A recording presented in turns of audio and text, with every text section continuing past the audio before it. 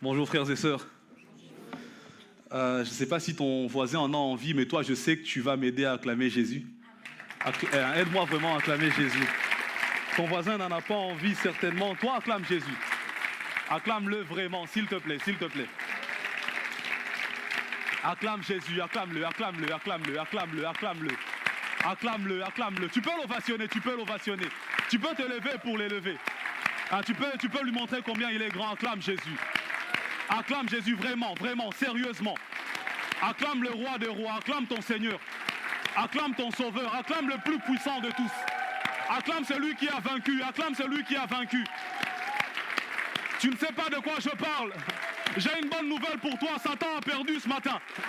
Il a perdu, il a perdu, il a perdu. Acclame celui qui l'a terrassé.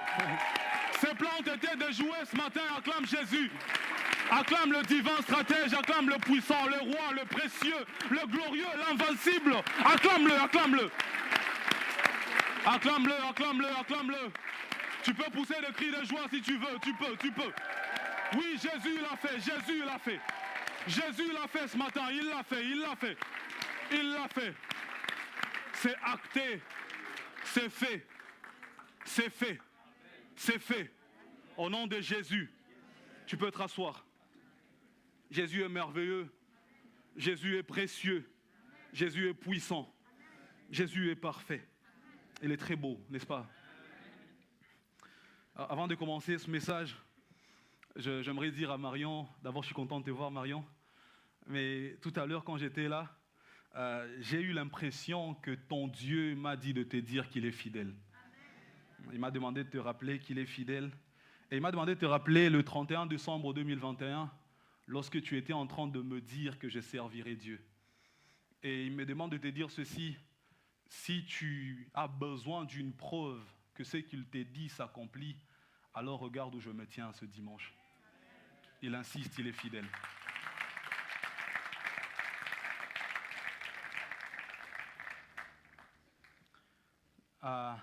Bonjour frères et sœurs. J'allais commencer sans vous dire bonjour. Je vais bien, parce que vous l'avez demandé. Et vous, comment vous allez? Amen. C'est très difficile de commencer un message après un temps comme celui-ci. On a envie de prier seulement et puis de rentrer à la maison, mais je vais essayer. Je vais essayer. Et vous savez, quand je lisais ma Bible, quand je la médite en général, il arrive que je tombe sur des passages particuliers. Vous savez, le type de passage qui annonce la venue de Jésus. On est justement en période de Noël et puis on voit beaucoup de passages où on annonce que Jésus va venir. Et très souvent, lorsqu'on annonce Jésus, on le présente dans sa nature divine. On dit par exemple que l'Éternel vous donnera un signe, la Vierge sera enceinte, il donnera un enfant, et puis il dit qu'on l'appellera Dieu puissant, Père éternel, Prince de paix. On dit qu'il s'appelle Emmanuel. En fait, Jésus est présenté généralement comme enfant de Dieu, ou Dieu lui-même. Ce qui est normal, parce que l'homme ne peut pas nommer Dieu. Donc Dieu, en venant sur la terre, il vient avec son propre nom. Et il dit, vous n'allez pas me donner un nom qui vient de votre cœur. Je viens avec mon nom. Vous ne pouvez pas me nommer. En général, c'est le supérieur qui nomme l'inférieur. Et comme sur terre, personne n'a le rang de Dieu, alors lorsque Dieu vient, il vient déjà avec son nom. Et vous savez, même le jour où l'ange Gabriel est en train de parler à Marie, il dit exactement la même chose. Je suis dans Luc 1,35 qu'on va lire. Donc l'ange a dit à Marie qu'elle sera enceinte, et Marie qui dit, comment cela se fera-t-il? Je ne connais pas d'homme. Et l'ange lui répondit, Luc 1,35, le Saint-Esprit viendra sur toi, et la puissance du Très-Haut te couvrira de son ombre. C'est pourquoi le Saint-Enfant qui naîtra de toi sera appelé Fils de Dieu. On dit, celui qui vient là, il n'est pas n'importe qui. Il vient parce qu'il est Fils de Dieu. Et lorsque, plus tard, l'apôtre Jean fera comme un résumé du ministère de Jésus, je suis dans 1 Jean 3,8, l'apôtre Jean va dire ceci: celui qui pêche est du diable, car le diable pêche dès le commencement. Écoutez, le Fils de Dieu apparu afin de détruire les œuvres du diable. Il dit, si vous voulez savoir pourquoi il était venu, si vous voulez savoir pourquoi il a séjourné pendant 3 ans sur terre, eh bien c'était pour détruire les œuvres du diable. Et on retrouve cette formulation chez Jean plusieurs fois. Vous voyez, il dit, celui qui pêche est du diable. Et il dit parfois, celui qui n'aime pas n'a pas connu Dieu. En fait, l'apôtre Jean, il est souvent dans des extrêmes. En fait, pour lui, il n'y a pas de juste milieu. C'est soit tu es vraiment de Dieu, soit tu ne l'es pas. Il n'y a pas de juste milieu. Tu es vraiment chrétien ou tu ne l'es pas vraiment. Des histoires de « je suis chrétien non pratiquant », on dirait que l'apôtre Jean, lui, ça ne passe pas. Il te dit, c'est lui qui pêche, cache, et du diable. Moi et les autres, peut-être, on aurait pu trouver. Lui, il dit non, il n'y a pas de juste milieu. Soit tu pêches et tu es du diable, soit tu ne le fais pas et tu es de Dieu. Amen. Mais c'est là que commence mon problème. Parce que tout le monde me dit que celui qui vient, c'est le Fils de Dieu. Il s'appelle Emmanuel, il s'appelle Prince de paix, il s'appelle Père éternel carrément. Et puis lui, lorsqu'il parle de lui, il s'appelle Fils de l'homme. Et ça me complique honnêtement parce que je me dis, Jésus, pourquoi tu n'es pas à 100% Fils de Dieu ? Pourquoi tu ne nous parles pas en nous disant « Je suis le Fils de Dieu ». Écoutez, je ne suis pas de votre niveau. Ici, vous avez le Fils de Dieu au milieu de vous. Lui, il se présente très souvent comme Fils de l'homme. Par exemple, on peut le voir dans Matthieu 20, 28. Jésus parlant de lui, il dit ceci. « C'est ainsi que le Fils de l'homme est venu, non pour être servi, mais pour servir et donner sa vie comme la rançon de plusieurs. » Et on va retrouver cette formulation plus de 80 fois dans le Nouveau Testament. Environ 83 fois, si j'ai bien compté. Et sur les 83 fois, Jésus utilise Fils de l'homme à lui-même 81 fois. Et il n'y a que 2 fois qu'on dit Fils de l'homme en référence à Jésus sans que ce ne soit lui qui parle. Une fois, c'est Étienne qui le dit dans le livre des Actes lorsqu'il dit « J'ai levé les yeux et j'ai vu le Fils de l'homme debout à la droite du Père ». Et une autre fois, c'est dans Apocalypse. Toutes les autres fois, Jésus se présente comme le Fils de l'homme. Et avant d'aller quand même plus loin dans mon message, j'aimerais quand même préciser que l'utilisation de Fils de l'homme dans la Bible a souvent 2 interprétations ou 2 dimensions selon les contextes. Il y a une dimension que je vais appeler une dimension eschatologique, la dimension de temps de la fin, où on parle du Fils de l'homme comme celui qui va revenir régner. Et ça commence depuis la préfiguration dans le livre de Daniel, chapitre 7, le verset 13 et 14, où lui aussi, il voit le Fils de l'homme descendre. C'est le Fils de l'homme qui revient dans sa gloire. Et cette dimension-là, je vais la laisser de côté ce matin. Parce qu'il y a une autre dimension, c'est la dimension immédiate, la dimension humaine. Il dit, je suis le Fils de l'homme pour dire que j'appartiens à la race humaine. Comme quand Dieu dit à Ézéchiel, Fils de l'homme, prophétise sur ses os. Ou comme quand on dit à Saül, tu rencontreras les fils des prophètes. En fait, la formulation fils de, dans la Bible, c'est un peu comme pour dire appartenant à la race de. Et donc quand Jésus l'utilise à lui aussi, par exemple le passage qu'on a lu, il dit, moi je suis de la race humaine, je suis comme vous, je suis fils de l'homme. Et c'est cette dimension-là que j'aimerais qu'on voie ce matin. D'où mon thème, je suis le Fils de l'homme.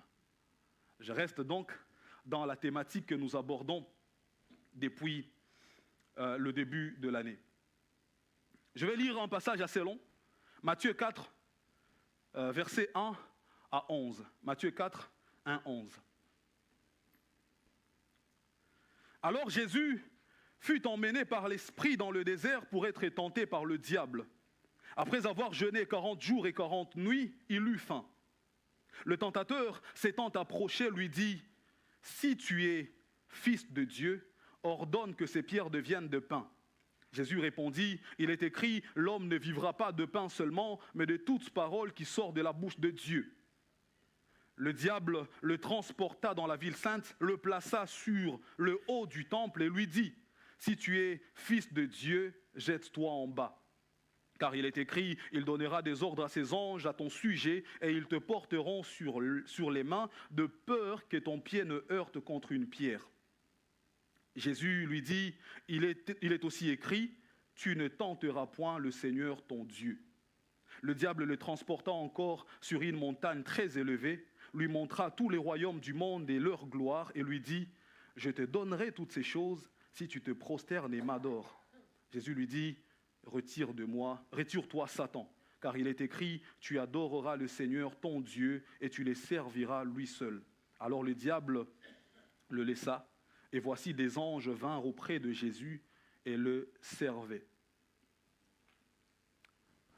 Ce passage, j'aimerais que nous puissions l'avoir, mais que nous puissions mettre en parallèle le passage de Genèse 3. On ne va pas le lire ce matin, mais Genèse 3, pour vous qui savez, parce que vous êtes des lecteurs de la Bible, c'est là où on raconte l'histoire ou les épisodes de la tentation ou de la chute de l'homme. C'est dans Genèse 3 que le serpent trouve Ève et commence à lui dire « Dieu a-t-il réellement dit ?» Et vous connaissez l'histoire jusqu'à ce qu'au verset 22, Dieu chasse Adam et Ève du jardin et qu'ils puissent placer un chérubin à l'entrée avec une épée flamboyante en disant « Il ne faut pas qu'il revienne ».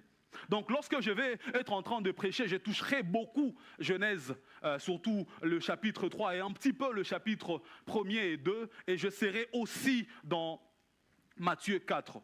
Et puis son équivalent de Luc 4, parce que ça raconte exactement la même chose. Amen? C'est clair, je ne vous perds pas. Ok, merci. Avançons ensemble. Alors, avec le premier Adam, comme j'étais en train de dire, dans Genèse 3, le diable a réussi son coup. Il est venu, il a tenté, et l'homme, quand je dis l'homme, je dis l'être humain, donc l'homme et la femme, ils mordent à l'hameçon, ils pêchent contre Dieu et ils sont déconnectés de Dieu. Et le diable revient pour tenter la même chose avec le second Adam. Ce n'est pas moi qui le dis, ou ce n'est pas moi qui traite Jésus du second Adam, c'est l'apôtre Paul dans 1 Corinthiens 15, 45 qui parle du second Adam justement. Et lorsqu'il essaie la même chose, il trouve quelqu'un de différent. Parce que si le premier Adam était une âme vivante, le second Adam c'est un esprit vivifiant. Et lui, tu ne vas pas l'avoir pour si peu. Non, tu ne l'auras pas. Le diable a essayé, mais il n'a pas pu. Jésus a vaincu. Et il a vaincu encore ce matin, et il va vaincre dans ta vie. Amen. Alors, comment je vais aborder cette prédication, cette thématique aujourd'hui? Je vais m'appesantir sur Jésus, fils de l'homme, c'est-à-dire Jésus qui est comme toi et moi. D'accord? Et je vais nous montrer comment Jésus a manœuvré pour détruire les œuvres du diable. Parce que j'ai lu dans 1 Jean qu'il est apparu pour détruire les œuvres du diable. Et je vais me concentrer sur les œuvres du diable qui datent du jardin d'Éden. Parce que c'est là le début, n'est-ce pas? Tout commence de là. Et puis c'est là qu'il a commencé à œuvrer, et il œuvre encore jusqu'à aujourd'hui. Mais le point de départ, c'est le jardin d'Éden. Donc je vais voir comment le Fils de l'homme, Jésus, qui est comme toi et moi, a détruit les œuvres du diable qui datent du jardin d'Éden. Amen. Jusque-là, je ne vous perds pas? D'accord. Alors, voyons en 3 phases la stratégie de Jésus pour détruire les œuvres du diable. Quand je les aurai abordées, je conclurai et puis on aura fini. Amen. Première phase, Jésus est donc venu rétablir la vérité sur la nature originelle de l'homme. Il est venu rétablir la vérité sur la nature originelle de l'homme. Il est venu mettre fin au plus vieux mensonge de l'humanité. Au plus vieux mensonge de l'humanité. Parce qu'en créant l'homme, Dieu dit ceci, faisons l'homme à notre image et à notre ressemblance. On va d'ailleurs le lire. Genèse 1, 26. Genèse 1, 26. Pour que vous ne disiez pas que je suis en train d'inventer des choses ici. Puis Dieu dit, faisons l'homme à notre image, selon notre ressemblance, et qu'il domine sur les poissons de la mer, sur les oiseaux du ciel, sur les bétails, sur toute la terre et sur tous les reptiles qui rampent sur la terre. Amen. On va laisser le passage à l'écran. Je vais vous laisser le lire. Surtout la première partie. Faisons l'homme à notre image, selon notre ressemblance. Prenez le temps de lire ça. Prenez vraiment le temps de lire ça. Lisez-le en sachant que c'est Dieu qui est en train de parler de toi. Dieu dit, faisons Joël, faisons Esdras, Faisons Karine, faisons Gabi, faisons les frères et sœurs des Ransards à notre image, selon notre ressemblance. Lis-le, quand tu auras saisi, tu me diras Amen. J'attends ton Amen. Quand tu auras saisi, tu n'es pas pressé, c'est pas forcé. Mais il faut que tu saisisses ça. Amen. Jean 4, dans Jean 4, Jésus nous dit ceci. Dieu est esprit. Amen. Et il faut que ceux qui l'adorent en esprit.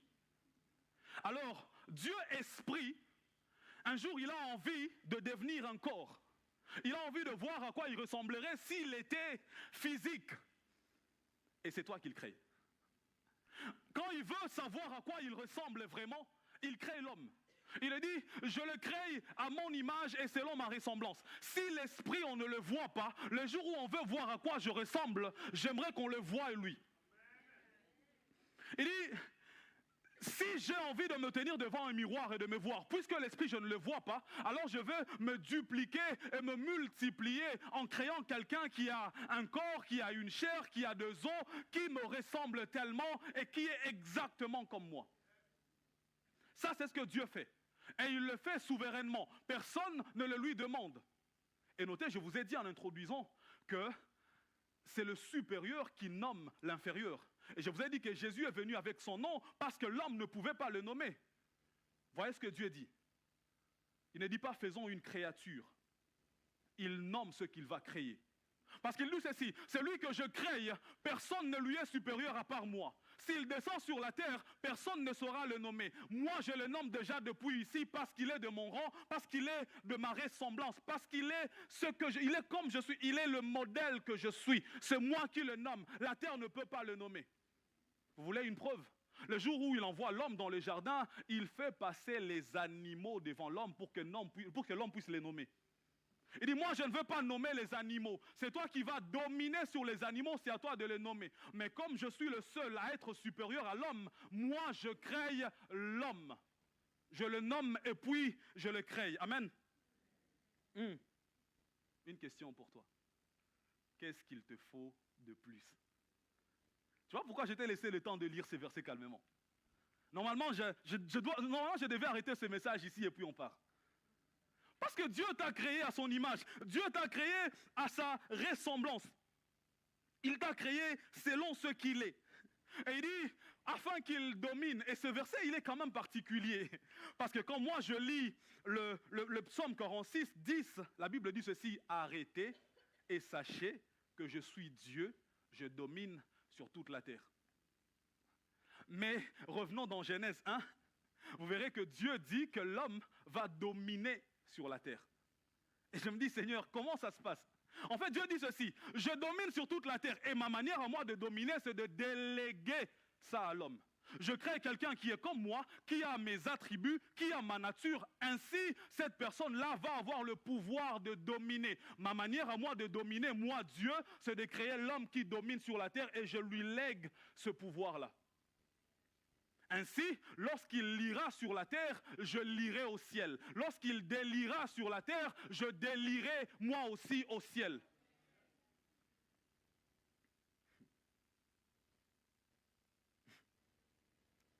Ah, la Bible est merveilleuse. La parole de Dieu aussi. Si l'homme n'est pas conscient de son pouvoir de dominer, alors là, le problème commence. Et le problème est sérieux. Vous savez, nous connaissons tous le verset, par exemple, qui dit « Toute arme forgée contre toi sera nulle et sans effet. » Amen. Mais combien connaissent la suite? « Toute langue qui se lèvera en justice contre toi, tu la condamneras. » L'arme est forgée contre toi, peut-être que tu ne sais pas. Alors je m'assure à ce qu'elle soit sans effet. Lorsqu'on l'utilise sur toi, elle est sans effet, moi Dieu. Mais lorsqu'une langue s'élève en justice contre toi, c'est toi qui la condamnes. Tu as le pouvoir de la condamner. Ton problème à toi, c'est que tu ne condamnes pas. Tu laisses la langue parler. C'est toi qui laisses la langue parler. Mais normalement, tu as le pouvoir de condamner pour que cette langue-là ne parle pas. On aurait dû présenter mon fils ce matin. Pour des raisons que je ne maîtrise pas, ça ne se fera pas, mais je me rappelle, lorsque mon épouse était en train d'attendre sa venue un jour et elle fait de fausses contractions. Ce n'était pas la première fois parce que c'était sa deuxième grossesse. Et donc elle fait des fausses contractions. C'était justement la veille du jour où elle avait rendez-vous d'échographie. Et puis je l'accompagne. Et dès que je passe la porte de Marie Curie, je sens une voix qui me dit « on va la garder et on va provoquer l'accouchement ». Pendant 3 secondes, j'étais sur le point de dire que ta volonté soit faite. Et puis j'ai senti un verset qui m'a dit « cela n'arrivera pas, cela n'aura pas lieu ». J'ai prononcé, j'ai déclaré ça. Je ne lui ai pas dit pour ne pas la paniquer. On est arrivé, on a fait des examens, on a dit qu'il y avait un problème, il fallait qu'on la garde, qu'on prépare l'enfant, si l'enfant devait venir avant. Moi, je savais que cela n'arrivera pas, cela n'aura pas lieu. Des gens m'ont dit, c'est pas grave, ça arrive. Non, cela n'arrivera pas, cela n'aura pas lieu. Elle est rentrée à la maison, elle ne devait pas bouger, mais je travaille à Bruxelles, elle a un petit enfant, comment elle ne bougera pas? Donc elle bougeait, mais cela n'arrivera pas, cela n'aura pas lieu. Quand on est rentré à la maison, parce qu'ils nous ont dit on doit l'interner aujourd'hui, je leur ai dit laissez-nous juste rentrer à la maison. Je savais ce que je devais faire à la maison. On est arrivé, j'ai dit au corps de ma femme, tu ne laisses pas partir mon enfant avant le terme. Je dis à mon enfant, tu ne sors pas avant le terme. Et puis on est resté jusqu'au terme. Et on est allé à l'hôpital. Bizarrement, lorsqu'on était dans la salle de travail, l'enfant était déjà sur le point de sortir, mais il ne sortait pas. Et puis la sage-femme passait, et l'enfant ne sortait pas. Et c'est là que le Saint-Esprit me rappelle, me dit, c'est toi qui avais dit que tu diras quand l'enfant devra sortir. Donc je dis maintenant au corps de ma femme de laisser passer l'enfant. Et je dis à l'enfant qu'il doit descendre. La sage-femme arrive, elle est sur le point, elle est juste en train de voir, elle voit que l'enfant est en train de descendre. Véridique. Elle appuie sur le bouton d'urgence pour que les autres viennent, parce qu'elle ne s'attendait pas à ce que ça se passe assez vite. Même moi, j'étais surpris. Je ne savais pas que je pouvais condamner. Si tu doutes, maintenant tu sais que ça se fait. Ça fonctionne. Amen.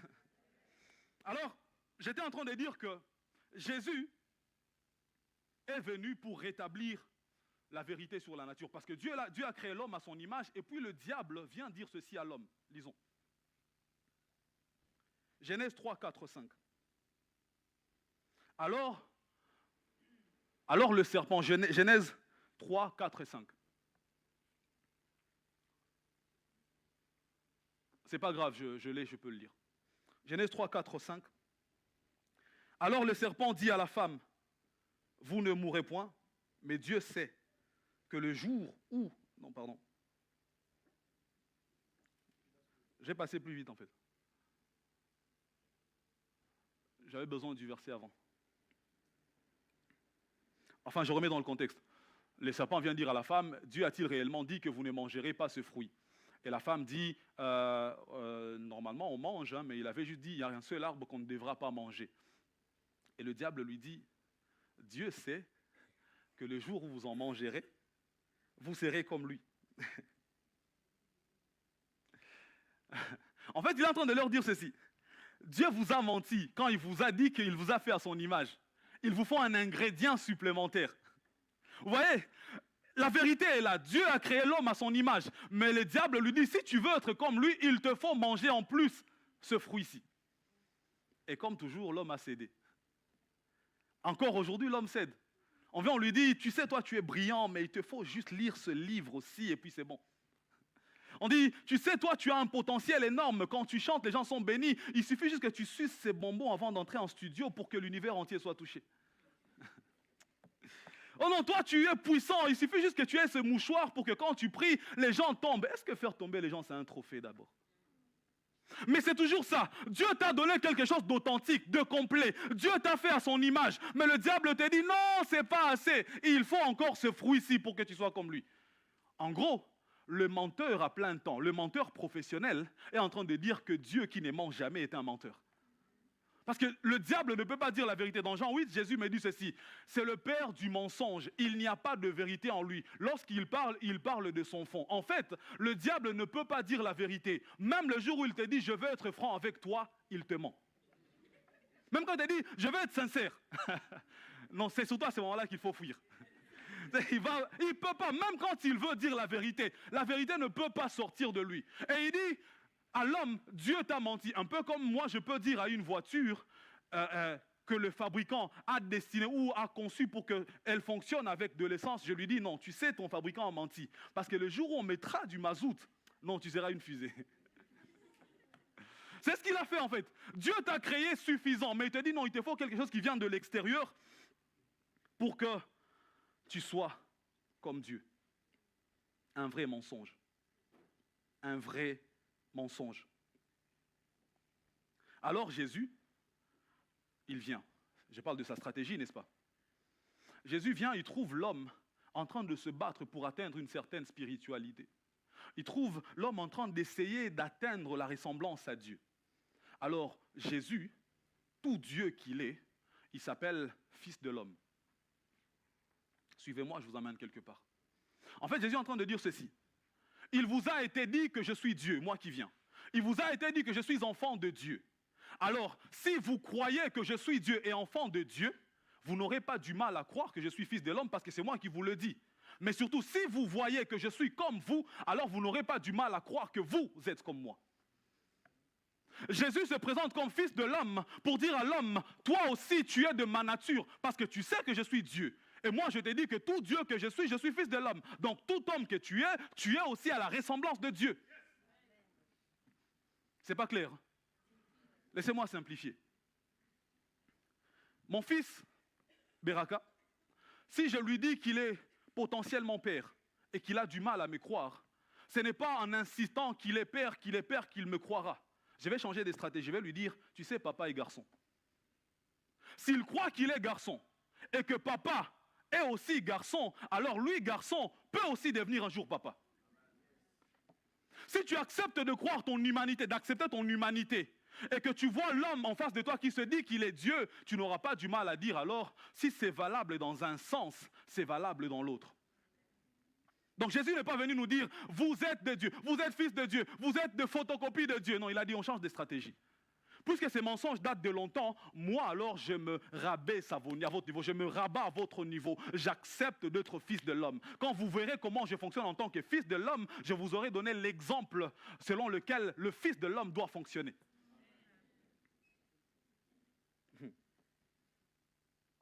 En fait, c'est vrai que nous croyons, nous savons que Jésus est venu comme un homme. Jésus a pris la forme d'un homme. Mais j'ai aimé une réponse que Nadine a donnée à maman Laurette vendredi parce qu'elle était habillée d'une certaine manière. Maman Laurette lui a dit, ta fille commence à déteindre sur toi. Et elle a dit, je suis né avant elle. Vous voyez? Donc ce n'est pas elle qui déteint sur moi. Normalement, c'est moi. Pourquoi je dis ça? Parce que l'homme a été créé par Dieu. Et il a été créé à l'image et à la ressemblance de Dieu. Donc lorsque Dieu vient comme un homme, ce n'est pas lui qui prend la forme de l'homme, il vient avec le modèle original. Il dit c'est comme ça que tu es en fait. Quand je t'ai créé comme ça, j'ai pris l'inspiration sur moi. Je viens te montrer à quoi tu ressembles réellement. Jésus ne vient pas comme l'homme, Jésus vient comme l'homme est supposé être parce que c'est comme ça qu'il est depuis le commencement. Et ça, c'était fort pour détruire ce mensonge qui datait depuis les jardins d'Éden. Parce que dès que l'homme prend conscience qu'il est à la ressemblance de Dieu, ce mensonge est annulé et la suite est rectifiée. Amen. Alors Jésus te dit ce matin, tu n'as pas besoin de plus, surtout pas de ce qui vient de l'extérieur, comme une pomme, comme un livre, comme une prière, comme une amulette pour être comme Dieu. Tu as juste besoin d'accepter que tu es à l'image de Dieu. C'est aussi simple que ça.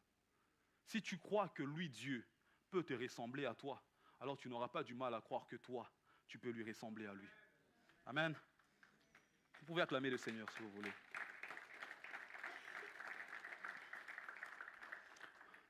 Deuxième phase de la stratégie de Jésus. Deuxième phase de cette stratégie, c'est qu'il est venu démystifier l'invincibilité de la tentation.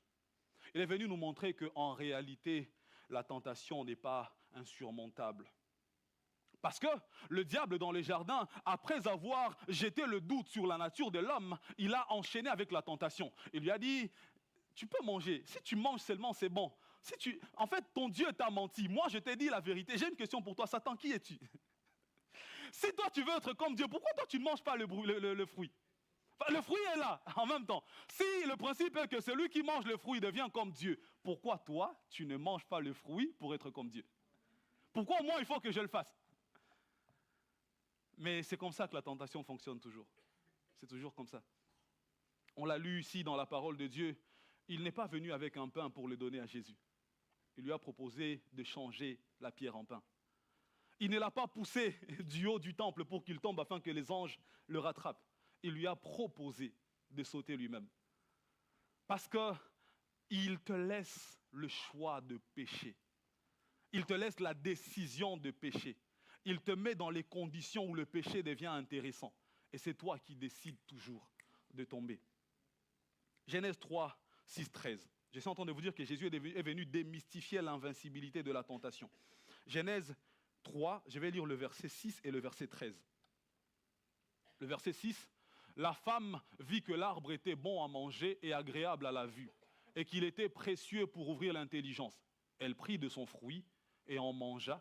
Elle en donna aussi à son mari qui était auprès d'elle, il en mangea. Verset 13. Et l'Éternel Dieu dit à la femme, pourquoi as-tu fait cela? La femme répondit, le serpent m'a séduite et j'en ai mangé. En fait, il dit à Dieu, qu'est-ce que tu voulais que je fasse? La réponse classique de chrétien, vous la connaissez, non? Seigneur, même toi à ma place, tu aurais péché. Seigneur, tu ne peux pas comprendre, c'est plus fort que moi. Pourquoi tu as fait ça? Seigneur, je te dis la vérité, toi placé dans les mêmes conditions, tu fais exactement le même péché. C'est ce qu'Ève est en train de dire à Dieu. Le serpent me l'a proposé et j'en ai mangé. Un peu comme ce que le monde nous dit, le meilleur moyen de résister à une tentation, c'est d'y céder. Vous voyez? Et Jésus est venu nous dire non, ce n'est pas vrai. En vrai, vous ne pouvez pas. Parce qu'à 3 reprises, Jésus est tenté et à 3 reprises, il refuse de céder à la tentation. Il ne cède pas du tout. Satan est quand même fort. Dans le désert, il dit ceci à Jésus. Si tu es fils de Dieu, ordonne. Or, Satan sait que Jésus est fils de Dieu. Jésus sait que Satan sait, que eux deux savent que Jésus est fils de Dieu. Mais il lui dit quand même, si tu es fils de Dieu, fais ceci. Permettez-moi d'aller quand même jusque-là. Je vais aller jusque-là. Ma Bible en moi me dit ceci, parlant de Jésus. Tout a été fait par lui et pour lui. Dans le tout, il y a le diable. Il a été fait par lui. Et donc, il est en train de dire à son créateur, si tu es réellement mon créateur. Mais en vrai, ce qu'il lui dit, c'est ceci. Prouve-moi que la chair humaine, prouve-moi que la forme humaine n'a pas diminué ta divinité. J'aimerais que tu me démontres que toi, tu n'es pas désormais atteint par les limites de la nature humaine. Parce que j'ai déjà fait chuter l'homme dans le désert. Puisque tu viens comme l'homme, j'aimerais que tu me démontres que tu es quand même 100% homme et 100% Dieu. Change cette pierre en pain. Parce que si réellement tu es fils de Dieu, tu peux le faire. Mais j'aime l'attitude de Jésus.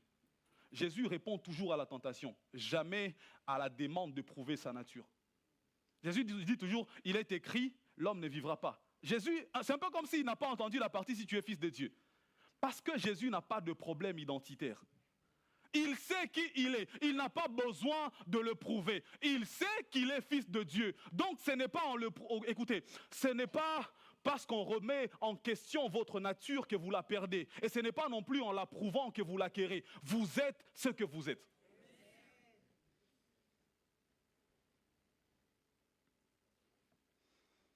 Je vais le redire. Ce n'est pas parce que tu remets mon identité en question que je la perds. Et ce n'est pas parce que je te prouve mon identité que je l'acquiers. Je l'ai déjà. Je suis ce que je suis. Et Jésus le sait. Donc il n'a pas besoin de le lui prouver. Un jour, on demande à un musicien âgé, il était très âgé, et il était dans une émission, et le journaliste lui dit, le public, vous savez, souvent les journalistes, quand ils ne savent pas poser la question directement, ils mettent ça sur le dos des téléspectateurs. Et il dit, les téléspectateurs voudraient savoir que c'est toi qui as chanté tel refrain. C'était un refrain qui a été chanté depuis plus de 30 ans. Et puis il dit, c'est moi qui ai chanté. Il dit, les téléspectateurs voudraient que tu leur prouves que c'est toi qui as chanté. J'ai aimé la réponse du musicien. Il a dit, ok, donc si les jours où les téléspectateurs te demanderont de me demander de prouver que je suis un homme, tu me demanderas de me déshabiller.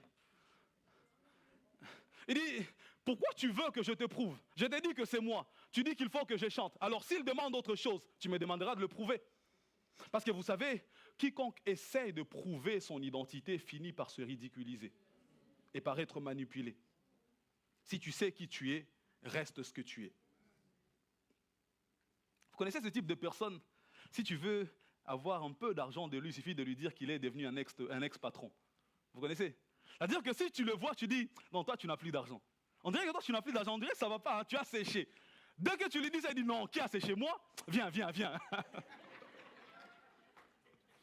Il y a des gens comme ça, et ça arrive aux chrétiens aussi par moments. On te dit, si tu es réellement enfant de Dieu, normalement, toi, tu ne devrais pas tomber dans ce piège. Et il dit, je vais te prouver que je suis enfant de Dieu. Et ça fonctionne jamais. En général, tu perds toujours. J'aimerais dire deux choses par rapport à la tentation. La première, c'est que, et Jésus l'a prouvé, la tentation n'est pas...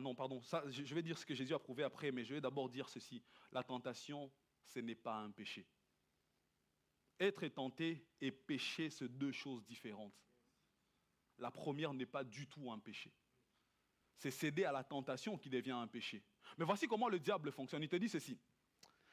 Si tu étais réellement chrétien, tu n'aurais pas eu ce type de pensée. Normalement, toi, tu n'es pas de Dieu. Et puisque tu n'es pas de Dieu, pêche seulement. En fait, il te dit ceci. Puisque tu as déjà ce type de pensée, Dieu va te punir dans tous les cas. Donc, au lieu qu'il te punisse parce que tu t'es juste limité au niveau des pensées, pêche seulement. Comme ça, au moins, tu es puni pour ce que tu as fait. Et tu cèdes. En réalité, mon frère, ce que tu ressens dans ton corps quand tu vois une jolie dame passer, ça, ce n'est pas encore le péché. C'est quand tu commences à la convoiter dans ton esprit ou quand tu passes à l'action que tu as péché. Mais juste si tu l'as vu passer, elle est jolie, mon frère, tu n'as pas péché. Rends gloire à Dieu. Dis, Seigneur, merci pour cette belle créature, que toute la gloire te revienne. Continue ton chemin, tu n'as pas péché. Être tenté, ce n'est pas du tout un péché. Et c'est pour ça que Jésus, ici, on ne met pas en cause sa divinité. Parce que, rappelez-vous, il est au summum de sa vie spirituelle. Il vient de faire 40 jours de jeûne et de prières. Donc, en ce moment-là, plus chrétien que lui, il n'y a pas. 40 jours de jeûne et de prières, et c'est juste après qu'il est tenté. Donc, mon frère, si tu es tenté, cela ne remet pas en question ta relation avec Dieu. Si tu es tenté, ce n'est pas grave, mais ne cède pas à la tentation. Mais le diable te dit, quand tu es tenté, automatiquement tu as péché. Est-ce que je dois te rappeler qu'il est menteur? Quand il te dit ça, il te ment. Amen. La deuxième chose que Jésus maintenant a prouvé, c'est que la tentation n'est pas invincible. Parce que je vous ai dit, 3 fois il a été tenté, et 3 fois il a repoussé la tentation. Amen. Et dans Hébreux 4, 15, 16, la Bible nous dira ceci. Hébreux 4, 15, 16, la Bible dit ceci. Car nous n'avons pas un souverain sacrificateur qui ne puisse compatir à nos faiblesses. Au contraire, il a été tenté comme nous en toutes choses sans commettre de péché. Il a, comme nous, été tenté en toutes choses. Comme nous, été tenté en toutes choses. Comme toi et moi, Jésus a été tenté en toutes choses sans commettre de péché. Je te laisse 30 secondes pour intérioriser ça aussi. Toutes les tentations que tu connais là, Jésus les a expérimentées. Mais il n'a pas péché. Tu vois la liste, tu vois même celles auxquelles tu viens de penser là maintenant. Rajoute-les sur la liste. Ça aussi Jésus a connu. Mais il n'a pas cédé. Verset 16, c'est l'un de mes versets préférés. Approchons-nous donc avec assurance du trône de la grâce afin d'obtenir miséricorde et de trouver grâce. Mais écoutez ceci, pour être secourus dans nos besoins. La Bible dit ceci. Puisqu'il n'y a aucune tentation qui sera nouvelle chez Jésus, lorsque tu es tenté, cours chez Jésus, tu trouveras le secours nécessaire. Parce que Jésus connaît la liste de toutes les tentations, mais il connaît aussi toutes les manières de s'en sortir. Alors quand tu es tenté, ne fuis pas Jésus, cours chez Jésus, dis-lui je suis tenté. Il te dira ça, on gère ça comme ça. Amen. Je vais aller directement à la phase 3 de la stratégie de Jésus. 3e point donc, reconnecter l'humain au divin. C'est-à-dire permettre à l'humain de fonctionner à nouveau comme Dieu. Rendre à l'homme son pouvoir originel. Permettre à l'homme de retrouver ce qu'il est, de vivre à nouveau, d'opérer à nouveau comme il est supposé opérer. Et ça, c'est le Fils de l'homme qui l'a fait, j'insiste. Pour que vous ne me disiez pas, ah non, lui c'est Dieu, moi c'est moi. Non, c'est le Fils de l'homme, c'est toi et moi, c'est comme toi et moi qui l'a fait. Amen. Parce qu'au jardin d'Éden, le diable a remporté une triple victoire, on va dire. La première victoire, c'est qu'il est venu et il a remplacé la vérité par le mensonge. Il a fait croire à l'homme qu'il n'était pas totalement fait à l'image de Dieu, qu'il lui manquait quelque chose. La deuxième chose, c'est qu'il a fait chuter l'homme. Parce qu'on parle de la chute de l'homme, on parle justement de cet épisode où l'homme mange le fruit défendu. Mais la troisième chose qu'il a obtenue, c'est qu'il a déconnecté définitivement l'homme de Dieu ou Dieu de l'homme.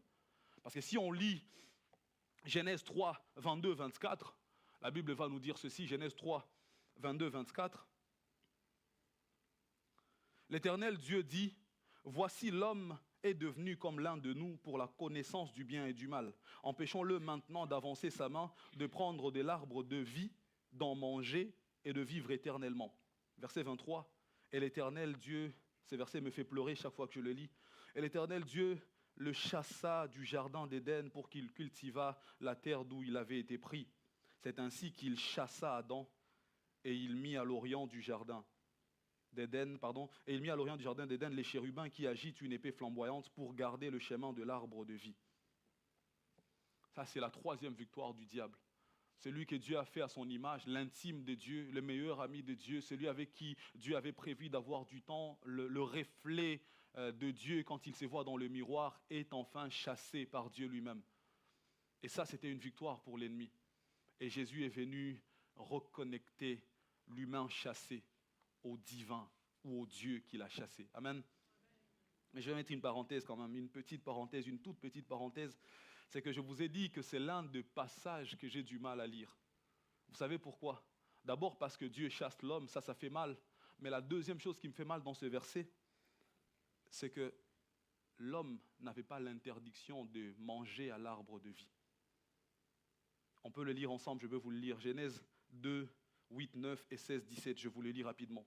« Puis l'Éternel Dieu planta un jardin en Éden du côté de l'Orient, et il y mit l'homme qu'il avait formé. L'Éternel Dieu fit pousser du sol des arbres de toute espèce, écoutez ceci, agréables à voir et bons à manger. » Donc ce n'est pas lorsque Ève voit que l'arbre est agréable à voir et bon à manger que l'arbre le devient. Dieu l'avait déjà créé comme ça. C'est Dieu qui l'a fait. Je vais revenir là-dessus après. Agréable à voir et bon à manger, écoutez ceci, et l'arbre de la vie au milieu du jardin et l'arbre de la connaissance du bien et du mal. Au milieu, il n'y avait pas que l'arbre de la connaissance du bien et du mal, parce qu'il y avait d'abord l'arbre de la vie. Verset 16, Dieu donna cet ordre à l'homme, tu pourras manger de tous les arbres du jardin, mais tu ne mangeras pas de l'arbre de la connaissance du bien et du mal. Dans les jardins, il y a tous les arbres, y compris l'arbre de la vie, et la connaissance du bien et du mal. Et Dieu dit, tu mangeras tous les arbres sauf un seul. Ça veut dire que l'arbre de la vie, tu peux manger. Il n'y a pas d'interdiction là-dessus. On est d'accord? Dieu a planté tous les arbres, n'est-ce pas? Je suis dans Genèse 2, 8, 9, 16, 17, pour ceux qui cherchent les références. Dieu plante un jardin avec tous les arbres. Et dans ces arbres, là où parmi eux, il y a l'arbre de vie et l'arbre de la connaissance du bien et du mal. Au verset 16, il dit ceci, « Tu mangeras tout ce que tu voudras, sauf l'arbre de la connaissance du bien et du mal. » Déduction, tu peux aussi manger l'arbre de vie. Mais l'homme n'a jamais mangé à l'arbre de vie. Il n'y a jamais goûté. Ça, c'est l'un des passages qui me font vraiment mal. Voilà pourquoi, lorsqu'il a touché à ce qu'il ne fallait pas qu'il touche, Dieu dit ceci, renvoyons-le pour que, étant déjà devenu pécheur, il ne mange en plus l'arbre de vie et qu'il devienne éternel. Ce qui était permis devient interdit. Parce que tu as préféré l'interdit. L'homme, je ne sais pas pourquoi il est comme ça. L'homme m'énerve par moments. Dieu te dit, je mets devant toi la vie et la mort. Je te conseille de choisir la vie. Tu choisis. Aide-moi, Saint-Esprit, aide-moi. Aide-moi. Aide-moi, aide-moi, aide-moi.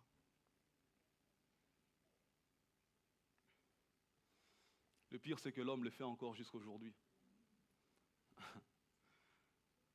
Tu sais qu'il y a Jésus ici. On le donne gratuitement, sans argent. Et puis tu sais qu'il y a la mort de l'autre côté, que tu achètes sous forme d'alcool, de boissons très alcoolisées, que tu achètes sous forme de chicha, que tu achètes sous forme de prostitution, sous forme de drogue et tout. Tu prends ton argent que tu aurais gardé dans ta poche et prendre Jésus gratuitement. tu vas avec cet argent pour acheter la mort. En fait, l'homme paye pour mourir. Ah Seigneur Jésus, je ne sais pas, je sens une sainte colère qui est en train de monter et j'essaie de me calmer, c'est pour ça que je souris. J'avance, maman, j'avance. J'avance.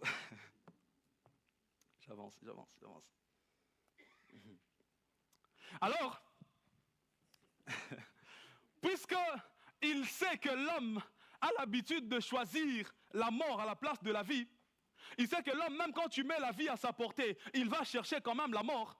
Il vient tenter la même chose avec le Fils de l'homme, dans le désert. Et donc, il commence à lui proposer 3 choses, 3 scénarios, on l'a lu. Et ça ne marche pas. Et donc, Jésus finit l'épisode du désert, les anges viennent, ils le servent, Jésus sort du désert et il s'en va, revêtu de la puissance du Saint-Esprit, il va à la synagogue. Et il dit ceci, Luc 4, 18, 21. Quand il arrive à la synagogue, il dit ceci. Il demande le rouleau d'Ésaïe, il trouve ce que nous appelons aujourd'hui Ésaïe 61, et il va dire ceci. L'Esprit du Seigneur est sur moi, parce qu'il m'a oint pour annoncer une bonne nouvelle aux pauvres. Il m'a envoyé pour guérir ceux qui ont le cœur brisé, pour proclamer aux captifs la délivrance et aux aveugles le recouvrement de la vue, pour envoyer libres les opprimés, pour publier une année de grâce du Seigneur.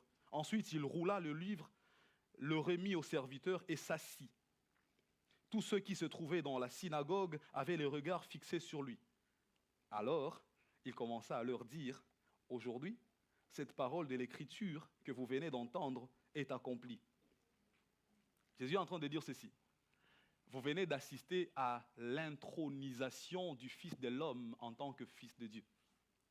Vous venez de voir enfin l'humain reconnecté au divin. Parce que lorsqu'il est parti rempli du Saint-Esprit. Il arrive au désert, il est tenté, il revient. Et puis il lit ce passage. Et ce passage, on ne savait pas à quoi il faisait référence avant. Donc il le lit parce qu'il date de plus de 500 ans avant Jésus. Et il dit maintenant, là maintenant, l'humain vient d'être reconnecté au divin. Cette parole-là vient de s'accomplir. Maintenant, l'Esprit du Seigneur est sur moi.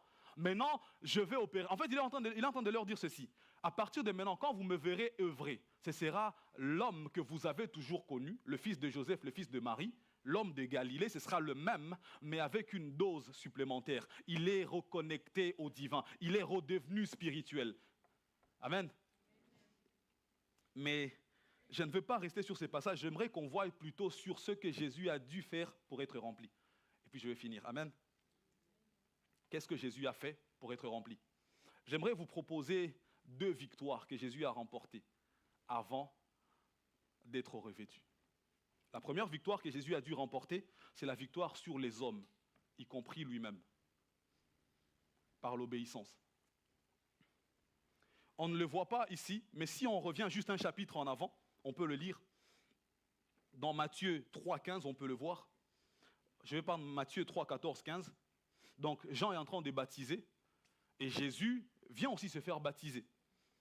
Et Jean lui dit, mais Jean s'y opposait en disant, c'est moi qui ai besoin d'être baptisé par toi et tu viens à moi. Jésus lui répondit, laisse faire maintenant, car il est convenable que nous accomplissions ainsi tout ce qui est juste. Et Jean ne lui résista plus. Jean refuse de baptiser Jésus. Jean dit non, toi tu es Dieu, moi je suis un homme. Normalement c'est à toi de me baptiser, moi je ne peux pas te baptiser. Et les hommes sont souvent comme ça, remplis de bonnes intentions, ils nous font des propositions qui nous éloignent de la volonté de Dieu. Et cette victoire, nous devons la remporter. La victoire sur les hommes, la victoire sur la manière des hommes de nous voir. Vous voyez, ce genre de discours où quelqu'un vient te dire, toi je ne te vois pas faire ça. Toi, je te vois plutôt faire ça. Et Dieu m'a dit de faire ça, tu n'étais pas là. Et tu viens, tu dis non, toi, je ne te vois pas faire ça. Comment ça? Dieu me dit, c'est elle la femme de ma vie. Toi, tu dis non, toi, les hommes comme vous, les femmes comme elle, non. Vous méritez les femmes comme nous. Ah bon? Quand elle me supportait dans la galère, tu étais là. Les hommes ont souvent ça. Ils disent, Jean est rempli de bonnes intentions et c'est logiquement, c'est humainement correct ce qu'il dit. Il dit, normalement c'est les supérieurs qui baptisent l'inférieur. C'est les supérieurs qui bénissent l'inférieur. Toi tu es Dieu, je ne peux pas te baptiser. Et il faut que Jésus remporte cette victoire-là sur l'homme et sur les hommes en disant, faisons ce qui est juste. En fait, il dit à Jean, il y a un problème, il y a quelque chose que tu ne comprends pas. moi là, je ne suis pas le fils de Dieu, je suis le fils de l'homme. Il faut que tu me baptises pour que je passe de fils de l'homme à fils de Dieu. Parce que c'est après le baptême que les cieux s'ouvrent, l'esprit descend et la voix se fait entendre en disant, celui-ci est mon fils bien-aimé, en qui j'ai mis toute mon affection, écoutez-le. Jean, tu ne me baptises pas, tu n'assisteras jamais à l'intronisation du Fils de Dieu. Il faut que l'on fasse ce qui est juste. Et ce qui est juste maintenant, c'est que toi, tu me baptises moi. D'ailleurs, demande à ton voisin, pourquoi tu n'es pas baptisé? Pourquoi tu n'es pas baptisé? Parce que ça ne s'applique pas qu'à Jésus, je suis sérieux.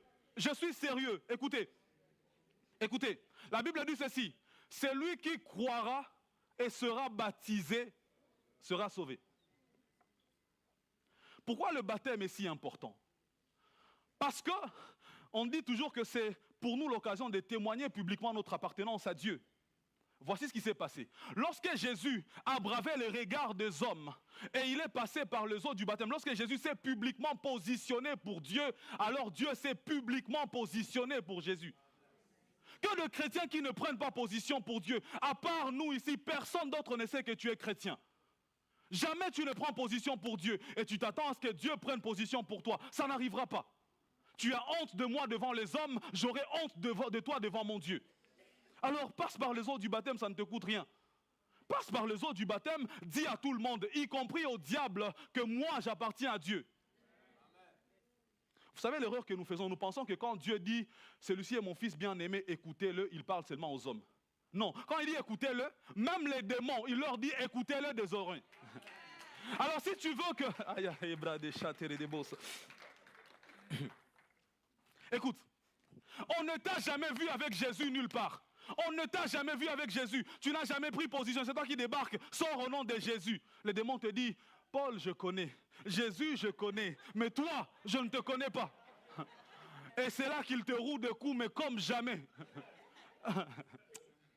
La vraie religion, c'est dans le cœur. Je suis chrétien dans mon cœur. Eh, Seigneur, on ne t'a jamais vu te prosterner. Donc même à genoux, tu te mets à genoux dans ton cœur. Écoute, prends position pour Dieu. Alors Dieu prendra position pour toi. Mais pour ça, il faut ravaler sa fierté. Il faut remporter la victoire sur les hommes. Jésus, lorsqu'il passe par les eaux du baptême, il n'est pas seulement en face de Jean. Jean est en train de baptiser beaucoup de monde. Et il accepte que lui, qu'on va dire, mon fils bien-aimé, soit baptisé par un homme, par un prophète. Hey, écoutez, de temps en temps, pour vivre, pour faire ce que Dieu te demande, il faut ravaler ta fierté, t'abaisser, t'humilier, affronter leur regard. Aide-moi Saint-Esprit, aide-moi Saint-Esprit. Je sens que je vais... Est-ce que je peux avancer? Je sens que je suis lourd, je sens que... Pas une lourdeur, je sens que le Saint-Esprit...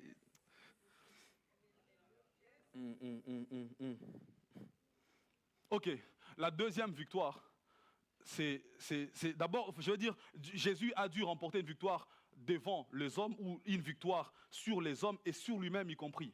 Parce qu'il n'y a pas que le regard des hommes, il y a aussi ton opinion sur toi-même qu'il faut vaincre. Parce qu'en fait, Jésus a aussi le droit de dire, en fait, je suis Dieu. Ce n'est pas à l'homme de me baptiser. Jésus a le droit de dire, je ne passe pas par le main de cet homme, je ne me rabaisse pas à son niveau.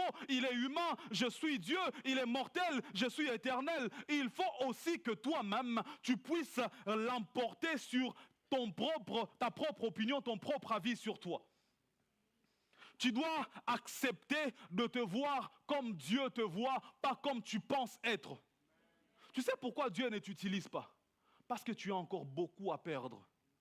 En fait, tu es là, tu dis, si je prie pour ce malade et qu'il ne guérit pas, les gens vont se moquer de moi. Donc, je préfère ne pas prier pour lui. Parce que tu as encore ta réputation à préserver. Mais pour que Dieu t'utilise, il faut que tu n'aies plus rien à perdre.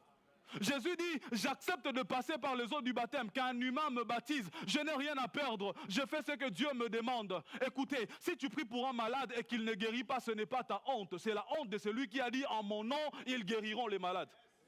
Ce n'est pas à toi de défendre la réputation de Jésus, c'est à Jésus de se défendre. S'il guérit réellement le malade, quand toi tu imposes les mains, c'est à lui de se débrouiller pour qu'il soit guéri. Écoute, ce n'est pas de la possibilité de guérir que tu dois douter. C'est de ton échec que tu dois douter. En fait, quand tu pries pour un malade, tu dois te dire pourquoi ça ne marcherait pas. Et non, et si ça ne marchait pas? Tu dois douter plutôt de la possibilité de l'échec parce qu'il est impossible que tu échoues dans ce domaine-là. Soit Jésus dit la vérité et alors tu pries pour un malade et il est guéri, soit il ment, alors ça ne se fait pas. Mais mon Jésus à moi n'est pas menteur. Tu sais pourquoi ça ne fonctionne pas? Parce que c'est toi qui es trop statique. Marc 16, 17, 18 me dit ceci: voici les miracles qui accompagneront ceux qui auront cru. Toi, tu ne vas nulle part. Tu es assis. Les miracles veulent t'accompagner, tu ne bouges pas. On fait comment? On fait comment? Tu quittes ici, on a eu un culte puissant, un vendredi, oh c'était puissant, on a été impacté par le Saint-Esprit. La personne, tu arrives à la maison, tu trouves un malade alité, tu te dis comment c'était à l'église aujourd'hui? Oh c'était fort, on a été béni, visité par le Saint-Esprit. Et toi comment tu te sens? Ah toujours malade. On va prier pour toi. En fait, c'est là l'occasion de prendre tout ce que tu as reçu ici et de les déverser sur lui. C'est là que tu les guéris. Vous savez, pour le chrétien, on va prier pour toi, c'est devenu une façon diplomatique de dire « je ne vais rien faire ». Je ne vais rien faire. Parce que lorsque tu te mets en mouvement, les miracles t'accompagnent, le package est là, il n'attend que ça, mais toi, tu ne bouges pas. Je suis de plus en plus énervé à l'intérieur, je ne sais pas pourquoi. Deuxième victoire que Jésus a dû remporter avant d'être revêtu, c'est la victoire sur les mondes, incluant Satan et ses supplétifs. Jésus a vaincu le monde et Satan dedans et tous les démons à l'intérieur. Parce que le jour où il était, la Bible dit comment? La Bible dit il était précipité. Le jour où il était précipité sur la terre, la Bible dit maudit soit malheur à toi terre, parce que le diable est descendu sur toi avec une grande colère. Il est descendu sur la terre. Et il a fallu que Jésus l'emporte et sur le monde et sur tout ce que le monde contient. Donc le diable et tous les démons y compris. Je vais lire 1 Jean 2,16 pour vous. 1 Jean 2,16, la Bible dit ceci. Car tout ce qui est dans le monde, la convoitise de la chair, la convoitise des yeux et l'orgueil de la vie, ne vient point du Père, mais vient du monde. Il y a 3 choses qui sont du monde. La convoitise de la chair, la convoitise des yeux et l'orgueil de la vie. Et il a fallu que Jésus l'emporte sur ces 3 choses, donc sur le monde et aussi sur le diable qui est dedans, pour être revêtu. On va le voir. Je vais aller très rapidement pour aller clôturer. La première tentation, c'est, si tu es fils de Dieu, change la pierre en pain. Et ça, c'est une convoitise de la chair. C'est la chair qui a faim. Après avoir jeûné 40 jours et 40 nuits, la Bible dit, il eut faim. Il a faim. Donc le diable lui propose quelque chose qui va répondre à la convoitise de sa chair. Sa chair a besoin tellement de manger qu'il lui dit, change la pierre en pain et c'est bon. Et Jésus doit aller au-delà de ça, doit aller au-delà du penchant de sa propre chair. Il doit contredire sa chair. Et il dit ceci, je ne vais pas le faire. J'ai faim, mais je ne le fais pas. Je peux le faire, mais je ne le fais pas. Je suis fils de Dieu, si je veux, je peux changer ça en pierre, mais je ne le fais pas. Je ne changerai pas, alors que j'ai faim. Parce que vous savez, on arrive toujours à un moment où on a besoin de quelque chose, où la chair veut quelque chose. Où la chair veut quelque chose. Et c'est là que le diable te propose de pécher. Si tu n'as pas vaincu ça, ça ne peut pas marcher. Et comment Jésus a vaincu ça? Par le jeûne. Écoutez, quelqu'un qui pendant 40 jours et 40 nuits n'a pas mangé, ce n'est pas pour 30 secondes de plus qu'il va tuer ça. Par contre, Ésaü, le jour où il revient du champ, il a faim, il trouve son frère en train de faire sa soupe de lentilles. Il dit, je veux mourir. Son frère lui dit, si tu veux que je te donne ma soupe, donne-moi les droits d'aînesse. Et il a changé les droits d'aînesse avec la nourriture parce que la chair est très forte à ce moment-là. Mais lorsque tu es en train de jeûner, tu as crucifié la chair. Attendez, je vais dire quelque chose par rapport au jeûne. On a tendance à croire que le jeûne nous fait croître spirituellement. Mais je vous propose de croire que le jeûne nous aide plutôt à crucifier la chair. En fait, ce n'est pas le jeûne qui nous fait grandir spirituellement. On grandit spirituellement parce qu'on a compris des vérités bibliques.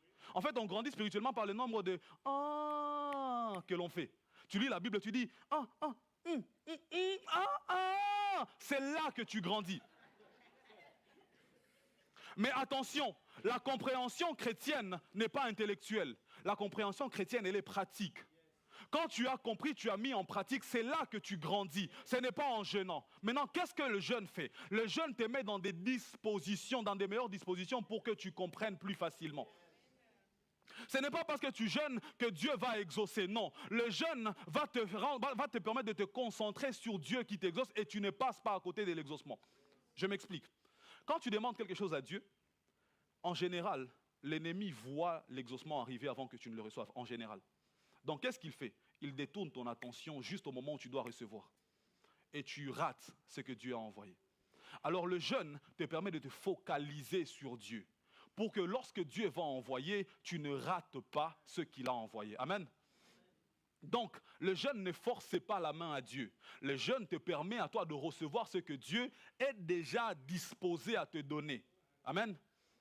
Et donc, le jeûne te permet de crucifier la chair. Alors, quand Jésus a crucifié la chair pendant 40 jours, ce n'est pas avec une petite fin d'un jour qu'il va tuer tout ça et changer la parole de Dieu. Écoute, ça fait 40 jours que je ne mange pas. Si je ne mange pas maintenant, je ne vais pas mourir. Amen. Quand tu t'es privé pendant longtemps, tu as dit, je vais me garder pur, je vais me garder pur. Tu rajoutes le jeûne là-dedans. Ce n'est pas une dernière pulsion d'un dernier moment qui va te pousser. Au contraire, mais par contre, si tu n'as pas une vie de jeûne, tu cèdes très facilement. Parce que quand tu ne jeûnes pas, la chair est très forte. Il faut que tu jeûnes pour que tu baisses la chair et que ton esprit soit très libre et navigue librement. Alors Jésus a jeûné 40 jours et après ce jeûne, il a remporté sur la convoitise de la vie. Je ne change pas la pierre en pain. Et je ne mourrai pas de faim. J'ai envie de te dire, tu ne mourras pas de faim. Ne cède pas. Deuxième chose, on a dit, c'était l'orgueil de la vie. Le diable lui dit, viens, saute du haut du temple. Dieu enverra ses anges, ils vont t'attraper. Il est en train de caresser son ego. Toi, normalement, Dieu ne peut pas te laisser tomber.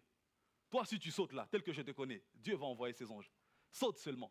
Il est en train de le pousser vers un orgueil pour qu'il soit de ceux qui diront, moi j'ai sauté du haut du temple, Dieu a envoyé. Et le diable utilise ça souvent. Il vient nous toucher. Il sait comment nous toucher pour attiser notre orgueil et nous pousser à forcer la main de Dieu. Mais lorsque tu as jeûné, tu sais que ça tu ne fais pas. Amen. Troisième chose, je vous ai dit, c'est la convoitise des yeux. Voici ce que le diable fait. Il prend Jésus, il le met très haut. Il lui montre tout le royaume du monde. Il lui montre le royaume du monde. C'est ce que tu vois qui devient souvent la porte de la tentation. Mais vous savez le problème, c'est lequel? C'est que ce n'est pas au moment où le diable montre à Jésus ces royaumes que ces royaumes sont créés. Les royaumes ont toujours été là. Ce n'est pas lorsque Ève voit que l'arbre est agréable à manger que l'arbre devient agréable. Je vous ai montré que c'est Dieu qui l'a créé comme ça. Donc ce n'est pas le diable qui rend cela attrayant. Ça a toujours été comme ça. Ton problème, c'est que tu ne contemples pas. Tu ne prends pas le temps de contempler pour voir toutes les merveilles. Alors le diable te dit, est-ce que tu savais que si tu te concentrais vraiment et que tu lisais ce livre du début à la fin, tu ne peux pas échouer ton examen? Oui, je sais que si j'étudie vraiment, je n'échouerai pas à l'examen. Le problème, c'est que tu ne te connais pas assez. Tu ne sais pas que si tu révises, tu vas réussir. Et le diable te dit, viens dans notre secte, nous on t'aide à réussir. Et comment on t'aide à réussir? On t'ordonne de lire des livres d'une telle heure à une telle heure, de lire autant de quantités. En fait, on utilise la loi de l'effort. C'est ce que... Tu peux le faire, tu peux le faire. Tu peux étudier et réussir. Donc ce n'est pas la secte qui te donne l'intelligence, parce que le diable n'est pas créateur. Le diable ne te propose que ce qui t'est destiné. Le royaume ici qu'il est en train de montrer à Jésus appartient à Jésus. Qui est le roi des rois? À qui appartient la terre? Et donc c'est à lui, il le lui propose. Je vous dis ceci, si ce n'est pas à vous, le diable ne vous le proposera pas. Parce qu'il ne peut pas vous le donner. Seulement il hâte un peu le temps de la manifestation. Et donc, lorsque le temps de la manifestation arrive, il n'y a plus rien à voir, alors il te prend. Ce n'est pas clair ce que je dis. Je peux simplifier. Mon fils s'appelle Beraka. Il va avoir 1 an. On sait qu'il a potentiellement la barbe en lui, n'est-ce pas? Il n'y a qu'à voir papa quand même. Mais restons concentrés, restons concentrés. Restons concentrés. Voici ce que le diable fait. Il prend la photo de papa, avec sa belle barbe taillée. il dit ceci à mon fils. Tu sais, je peux te donner cette barbe. Vous voyez? La barbe, elle est en lui. Elle lui appartient. Ce n'est juste pas le temps de la manifestation. Il dit, si tu signes un pacte avec moi, je te donne cette barbe. Mon fils, parce qu'il est pressé, il accepte la barbe de papa. Maintenant, ce qui est bizarre, un enfant d'1 an, avec la barbe d'un jeune homme de 30 ans. Voilà comment il sème un désordre. Alors le jour où la barbe doit apparaître, qu'est-ce qui apparaît? Dieu a prévu que tu sois un grand homme, une grande servante de Dieu. Le moment n'est pas encore arrivé. Il te dit, je peux le faire maintenant. Parce que toi, tu ne le sais pas. Il joue avec ton ignorance de l'avenir. Tu acceptes et tu adhères maintenant. Ok, si Dieu avait prévu qu'à 40 ans, tu vas sillonner les nations. Le diable te fait sillonner les nations à 30 ans. À 40 ans, qu'est-ce qui arrive? Tu vois comment tu meurs à 40 ans? Alors que tu avais un ministère de 20 ans, tu allais vivre jusqu'à 60 ans. Tu vois le problème? Ou alors si tu ne meurs pas, tu commences à vivre par procuration. Tu deviens sacrificateur de vie des autres. Tu commences à aller... Je vous en supplie. Si vous allez retenir une chose de ces messages, retenez ceci. Tout ce que le diable te propose t'appartient. S'il te dit qu'il peut te le donner, c'est que c'est à toi vraiment. C'est juste le moment qui n'est pas encore arrivé. Je ne sais plus avancer dans ces messages. Je vais arrêter là. Je vais vous laisser réfléchir là-dessus. Que le Seigneur vous bénisse abondamment. Amen.